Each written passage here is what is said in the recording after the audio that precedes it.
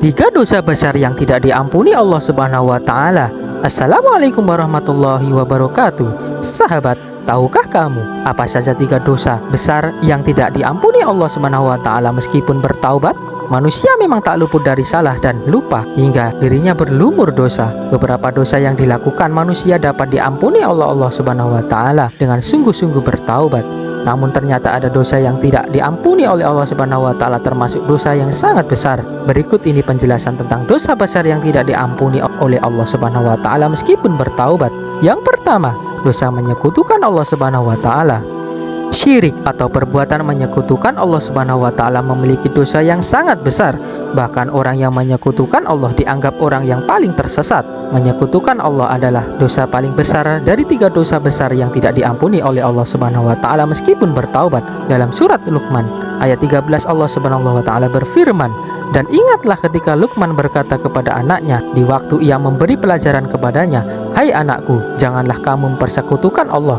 Sesungguhnya mempersekutukan Allah adalah benar-benar kezaliman yang besar.'" Yang kedua, durhaka kepada orang tua. Perbuatan durhaka kepada orang tua menduduki peringkat kedua dalam tiga dosa besar yang tidak diampuni oleh Allah Subhanahu wa taala. Dalam agama Islam, durhaka kepada orang tua itu adalah perbuatan yang diharamkan. Barang siapa yang durhaka kepada orang tua, Allah akan menghukumnya dengan sangat berat, baik di dunia maupun di akhirat. Perintah untuk berbakti kepada orang tua dijelaskan melalui firman Allah dalam surat Luqman ayat 14, yang artinya, "Dan kami perintahkan kepada manusia berbuat baik kepada kedua orang tua, ibu dan bapaknya. Ibunya telah mengandungnya dalam keadaan lemah yang bertambah-tambah dan menyapihnya dalam 2 tahun.